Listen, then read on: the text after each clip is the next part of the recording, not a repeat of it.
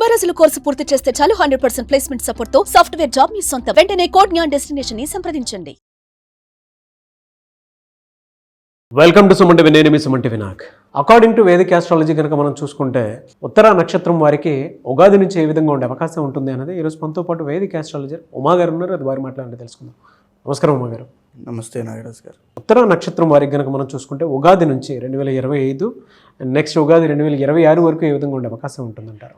తప్పకుండా అండి. ఉత్తరా నక్షత్రం 1వ పాదం దాకా సింహరాశిలో పరిగణించబడతారు. 2, 3, 4 పాదములు కన్యారాశిలోకి సంచారం చేస్తుంటాయి. అయితే మేజర్గా మనం ఉత్తరా నక్షత్రం 1వ పాదం వరకు మాట్లాడితే 1వ పాదం వాళ్ళకి ఏం జరుగుతోంది అంటే జనరల్గానే ఈ సంవత్సరం విశ్వావసునామ సంవత్సరం ప్రారంభంలో మార్చి 30వ తారీఖు నుంచి శని యొక్క సంచారం మారుతుంది. శని సంచారము మారిన తర్వాత శని ఎక్కడి నుంచి ఎక్కడికి మారుతున్నారు? కుంభంలోంచి మీనంలోకి వెళ్తున్నారు. అదేవిధంగా గురుగ్రహ సంచారము వృషభంలోంచి మిథునంలోకి వస్తున్నారు. రాహుగ్రహ సంచారము ఆయన మీనంలోంచి కుంభంలోకి వస్తున్నారు. ఈ 3 బిగ్ ప్లానెట్స్ అండి. మిగతావన్నీ ఖచ్చితంగా సంచారం జరుగుతూ ఉంటాయి. 3 బిగ్ ప్లానెట్స్. అయితే ఇప్పుడు ప్రజెంట్ మనం ఉత్తరా నక్షత్రం 1వ పాదం సింహరాశి గురించి మాట్లాడితే శని అనేటువంటిది 8th హౌస్లోకి వెళ్ళడం వల్ల అష్టమ శని ఉత్తరా నక్షత్రం 1వ పాదం వాళ్ళకి ఉంది. సో ఉత్తరా నక్షత్రం 1వ పాదం వాళ్ళు వెరీ వెరీ కేర్ఫుల్గా ఉండాలి. ఎందుకు అని అంటే ఏ టైంలో ఏ సిచ్యువేషన్ ఎంత ప్యానిక్ అయిపోతుందో వాళ్ళకు కూడా తెలియకుండా అయిపోతాయి. అది మెంటల్గా, ఫిజికల్గా, ఫైనాన్షియల్గా అన్ని విధాలుగా ఆల్ ఆస్పెక్ట్స్లోనూ చాలా తీవ్రంగా ఉంటాయి. అంటే ఎలా ఉంటుందంటే వీళ్ళు హ్యాండిల్ చేసుకునేటువంటి విధానం బట్టి అది ఉంటుంది. బికాజ్ ఎందుకంటే ఇక్కడ ప్యారలల్గా గురుడు కూడా బలాన్ని ఇస్తున్నాడు వీళ్ళకి. ఎప్పుడైతే గురుడు లాభంలోకి వస్తున్నాడో గురుబలం అనేటువంటిది గోచారం వీళ్ళకి అందుతోందో అష్టమ శని దోషం కాస్త తగ్గే అవకాశాలు ఉంటాయి అక్టోబర్ దాకా. ఈ టైంలో ఖచ్చితంగా అంత ఎఫెక్ట్స్ అనేవి అష్టమ శని ఇబ్బంది పెట్టదు. గురుడు ఎప్పుడైతే 11th వస్తున్నాడో వివాహం కానిటువంటి ఉత్తరా నక్షత్రం 1వ పాదం వాళ్ళకి వివాహం అవుతుంది. ఎవరికైతే శుభకార్యాలు మధ్యలో ఆగిపోయి ఎంగేజ్మెంట్ దాకా వచ్చి మధ్యలో ఆగిపోయి ఉన్నాయో వాళ్ళకి ఖచ్చితంగా పూర్తయిపోతాయి. ఎవరికైతే సంపాదన లేదు, సంపాదన తక్కువ ఉంది, షిఫ్ట్ అవుదాం అనుకుంటున్నాం, జాబ్ అనుకుంటున్నారో ఉత్తరా నక్షత్రం 1వ పాదం వాళ్ళకి ఖచ్చితంగా జాబ్ మారడము, సంపాదన పెరగడము, శుభవార్తలు వినడం జరుగుతాయి. సంతానం లేదనుకున్న వాళ్ళకి సంతానం కలుగుతుంది. నాలెడ్జ్ కావాలి, కాంపిటేటివ్ ఎగ్జామ్స్ రాస్తున్నాను, విద్యలో ఉత్తీర్ణత నాకు కావాలి, ఐఐటి అందరికీ కూడా ఎక్సలెంట్ సక్సెస్ అనేది మే టు అక్టోబర్ దాకా వీళ్ళు చూస్తారు. అయితే అష్టమ శని మాత్రం అలా కాదండి. 2.5 సంవత్సరాలు ఆయన యొక్క సంచారం ఉంటుంది కాబట్టి 2.5 years అంటే అక్టోబర్ తర్వాత నుంచి మిగతా పీరియడ్ ఆఫ్ టైం అంతా కూడా వెరీ వెరీ కేర్ఫుల్గా ఉండాలి. వాహన ప్రమాదాలు కానీ, ఫిజికల్గా హెల్త్ ఇష్యూస్ కానీ, మెంటల్ స్ట్రగుల్స్ కానీ, టార్చర్ కానీ, లేకపోతే ఫ్రస్ట్రేషన్, స్ట్రెస్ కానీ ఇవన్నీ పెరిగిపోతాయి, చాలా తీవ్రంగా అవుతాయి. సో ఆ టైంలో వెరీ వెరీ కేర్ఫుల్గా ఉండాలి. ఫిజికల్గా అయితే గాయాలు ఖచ్చితంగా అవుతాయి. అయితే ఇక చూస్తే 7th హౌస్లోకి రాహు రాబోతున్నారు. దీని యొక్క ప్రభావం చేత ఎవరైతే బిజినెస్లో ఇన్వెస్ట్ చేసి ఉంటారో, అది కూడా పార్ట్నర్షిప్లో ఇన్వెస్ట్ చేసి ఉంటారో వాళ్ళు వెరీ కేర్ఫుల్గా ఉండాలి. మీరు ఉత్తరా నక్షత్రం 1వ పాదం అయితే మీ పర్సనల్ చార్ట్స్ ఖచ్చితంగా చెక్ చేసుకోండి. ఎందుకంటే బిజినెస్లో ఇక్కడి నుంచి మిమ్మల్ని మోసం చేయడం, సైడ్కి పెట్టేయడం, లేకపోతే మీరు నష్టపోయే విధంగా మీరు తీసుకునే నిర్ణయాలే వాటికి కారణం అవ్వడం జరుగుతుంది. ఇది చాలా ఇంపార్టెంట్ థింగ్ అండి. మీరు లైఫ్ అంతా బిజినెస్ మీద పెట్టి ఉంటారు. సో ఇక్కడి నుంచి దాంట్లో నష్టాలు వచ్చే అవకాశం ఉంది. వెరీ వెరీ కేర్ఫుల్గా ఉండండి. అయితే మీకు ఉత్తరా నక్షత్రం వాళ్ళకి ఓన్లీ గురుడు మాత్రమే యోగిస్తున్నాడు. మిగతా బిగ్ ప్లానెట్స్ 2 కూడా, ఆ 2 కూడా అంత యోగించట్లేదు. అయినప్పటికీ కూడా రవి కుజుల యొక్క బలం వల్ల ఎక్సలెంట్గా ఉండేటువంటి కొన్ని మాసాలు చెప్తాను. సెప్టెంబర్ దగ్గర నుంచి అక్టోబర్ దాకా అద్భుతంగా మీకు యోగిస్తుంది. ఆ టైమ్ ఆఫ్ పీరియడ్లో రియల్ ఎస్టేట్ రంగంలో ఉన్న వాళ్ళు ఖచ్చితంగా ఇన్వెస్ట్మెంట్స్ చేయండి, అద్భుతంగా రాజయోగాన్ని పొందుతారు. అయితే మే నుంచి జూలై దాకా, మళ్ళీ అక్టోబర్ నుంచి నవంబర్ దాకా ఉత్తరా నక్షత్రం 1వ పాదం వాళ్ళకి రాజయోగము. ఏ పని పట్టుకున్నా అందులో విజయాన్ని పొందుతారు, పదవులు వస్తాయి, అభివృద్ధి కనబడుతుంది. జీవితంలో ఒక తెలియనటువంటి గ్రోత్ వాళ్ళకి తెలియకుండానే అయిపోతుంది. చాలా చాలా ఎదిగిపోయాయని అనుకుంటారు వాళ్ళు కూడా. అంతటి గ్రోత్ అనేది మే టు జూలైలోపు ఎస్పెషల్లీ అత్యద్భుతమైన రాజయోగాన్ని ఉత్తరా నక్షత్రం 1వ పాదం వాళ్ళు పొందబోతున్నారు. వెరీ షూర్ అండి. సో ఈ కన్యారాశి వాళ్ళకి ఏంటంటే గురుడు 10వ స్థానంలోకి రాబోతున్నాడు. భాగ్యంలోంచి 10వ స్థానంలోకి వస్తున్నాడు. అంటే గురుబలం తగ్గుతోంది అని అర్థము. ఎప్పుడైతే గురుబలం తగ్గుతూ ఉందో మీరు చేసేటువంటి పనిలో కాస్త మీకు ఇబ్బందులు అనేవి ఎక్కువ పెరగడము, జీతం తక్కువ వచ్చేటువంటి జాబ్లోకి మళ్ళీ మారడము, లేకపోతే మిమ్మల్ని కాస్త టార్గెట్ చేసి పని ఒత్తిడి చాలా ఎక్కువ అవ్వడము, లేకపోతే మిమ్మల్ని కావాలని బ్లేమ్ చేసేటువంటి పరిస్థితులు రావడము, మిమ్మల్ని డిఫేమ్ చేయడానికి చూడడము, ఇవన్నీ కూడా టార్గెట్స్ అనేవి చాలా ఎక్కువ అవుతాయని చెప్పొచ్చు. కన్యా రాశి వాళ్ళకి. అదేవిధంగా ఎప్పుడైతే శని మీనంలోకి వెళ్తున్నారో ఇక్కడ నుంచి 7th హౌస్ అవుతుంది.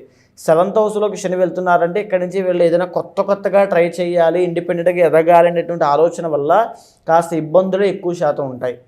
సో ఇప్పుడప్పుడే అవి ఏమీ చెయ్యొద్దు అనేటువంటిదే నా ప్రిడిక్షన్. ఖచ్చితంగా ఏమీ చెయ్యొద్దు. అయితే మీకు యోగించేటువంటిది ఏంటి అంటే కన్యారాశి వాళ్ళకి 6th హౌస్లో రాహు మారుతున్నారు. మే 18వ తారీఖు తర్వాత రాహు మారుతున్నారు. దీనివల్ల ఏంటంటే రాహు యోగిస్తున్నాడండి.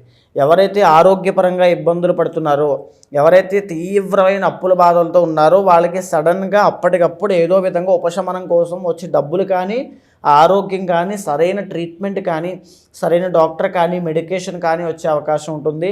Very sure. ఖచ్చితంగా ఆ రాహు అనేటువంటి గ్రహము ఈ యొక్క శని యొక్క యోగించట్లేదు కాబట్టి, గురుడు యోగించట్లేదు కాబట్టి ఈ రెండింటిని మించి రాహు యోగిస్తున్నాడు. కాబట్టి రాహు వీళ్ళని కాపాడేటువంటి గ్రహము. మే 18 తర్వాత మీకు బాగుంటుంది. అయితే ఇలా ఉన్నటువంటి పరిస్థితులతో పాటుగా మీకు కొన్ని రాజయోగాన్ని ఇచ్చేటువంటి పీరియడ్ ఆఫ్ టైమ్స్ కూడా ఉన్నాయి. రవి అండ్ కుజుడి యొక్క ప్లేస్మెంట్స్ వల్ల కొంచెం స్పెసిఫిక్గా చెప్పాలి అంటే 27th అక్టోబర్ దగ్గర నుంచి 7th డిసెంబర్ దాకా వెరీ వెరీ ఆస్పీషియస్ టైం అండి వీళ్ళకి. ఎవరైతే రియల్ ఎస్టేట్ రంగంలో ఉన్నారో, భూ వివాదాల్లో ఉన్నారో, వైవాహిక జీవితంలో కోర్టు వ్యవహారాల్లో ఇబ్బంది పడుతూ తగాదాల్లో ఉన్నారో, లిటిగేషన్స్ కానీ సెటిల్మెంట్స్లో ఇరుక్కుపోయి ఉన్నారో, లేకపోతే కుజుడు కాబట్టి ఫుడ్ బిజినెస్లో ఉన్నారో, ఎవరైతే వ్యవసాయం చేస్తున్నారో వాళ్ళందరికీ కూడా 27th అక్టోబర్ నుంచి 7th డిసెంబర్ దాకా రాజయోగము. భూ లాభం కలుగుతుంది. కొత్తగా ఏదైనా వాహనాలు కొనేటువంటి యోగం పడుతుంది. వాహన రంగంలో ఉన్న వాళ్ళకి కూడా రాజయోగమే. అయితే మళ్ళీ తిరిగి ఇలాంటిదే 2026వ సంవత్సరం వచ్చిన తర్వాత 23వ తారీఖు ఫిబ్రవరి దగ్గర నుంచి 3వ తారీఖు ఏప్రిల్ దాకా మళ్ళా కుజుడు ఇచ్చేటువంటి రాజయోగాన్ని వీళ్ళు పరిపూర్ణంగా అనుభవిస్తారు. మళ్ళా శత్రువుల మీద వీళ్ళ యొక్క ఆధిక్యత ప్రదర్శించడము, వాళ్ళని మించి వీళ్ళ యొక్క తెలివితేటలు ఉండడము, అది రాజకీయ పరంగా కాంపిటేటివ్ ఎగ్జామ్స్ అండి. కాంపిటేటివ్ ఎగ్జామ్స్లో, స్పోర్ట్స్ ఫీల్డ్లో, అన్ని విషయాల్లోనూ వీళ్ళకి విజయం అనేటువంటి చూస్తారు. విజయ పరంపర ఈ మనసులో ఉంటుంది. తర్వాత చెప్పాలంటే రవి యొక్క యోగం వల్ల June to September అండి. సో June to September అనేటువంటిది వీళ్ళకి అద్భుతంగా పట్టేటువంటి రాజయోగము. ఈ టైం పీరియడ్లో రాజకీయ పరంగా ఉన్న వాళ్ళకి పదవులు మారతాయి. వీళ్ళకి పదవులు రావడము, తర్వాత వీళ్ళ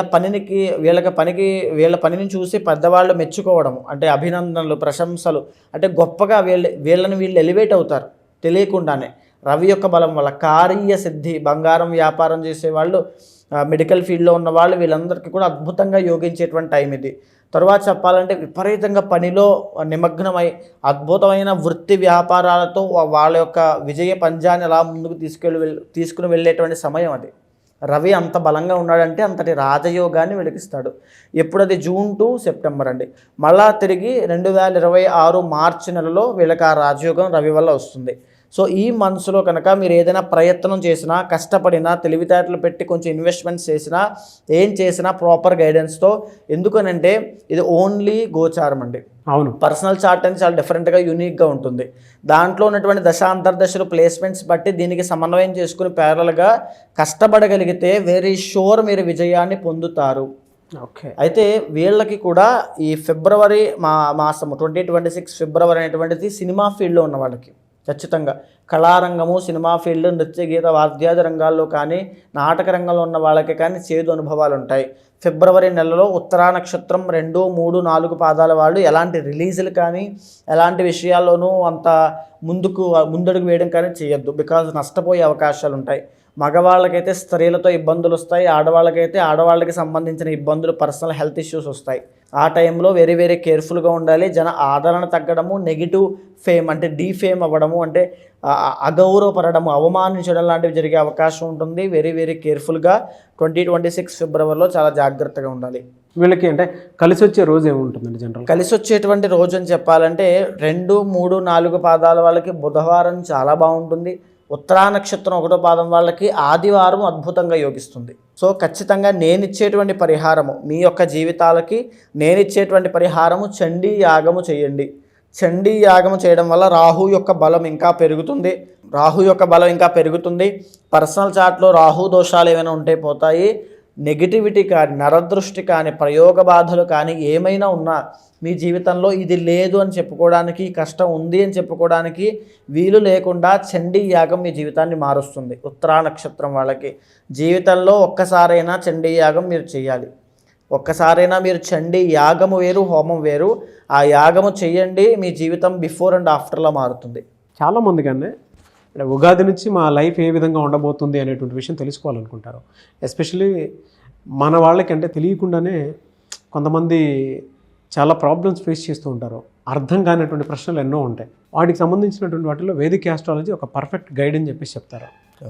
మిమ్మల్ని అప్రోచ్ అవ్వాలి అని అంటే వాళ్ళకి ఏ బాధలు ఉన్నా సరే, కొంతమందికి శత్రు బాధలు ఉంటాయి, లేదంటే కొంతమంది ఫినాన్షియల్స్ ఉంటాయి, కొంతమందికి హెల్త్ ఉంటుంది, కొంతమందికి కెరీర్ ప్రాబ్లమ్స్ ఉంటాయి, కొంతమందికి సంతానం ఉంటుంది, వివాహం ఉంటుంది, అలా రకరకాల ప్రాబ్లమ్స్ తోటి ఫేస్ చేసేటువంటి వాళ్ళు ఉంటారు. మిమ్మల్ని అప్రోచ్ అవ్వాలి అంటే ప్రాసెస్ ఏంటి? తప్పకుండా అండి. ఇప్పటిదాకా మనం మాట్లాడుకునేటువంటి అంశాలన్నీ కూడా వాళ్ళ యొక్క డేట్ ఆఫ్ బర్త్ కానీ, టైమ్ ఆఫ్ బర్త్ కానీ, ప్లేస్ ఆఫ్ బర్త్ కానీ లేకుండా గోచార పరంగా మనం మాట్లాడుకున్నాం. కానీ వాళ్ళ యొక్క పర్సనల్ చార్ట్ అనేది చాలా యూనిక్గా ఉంటుంది.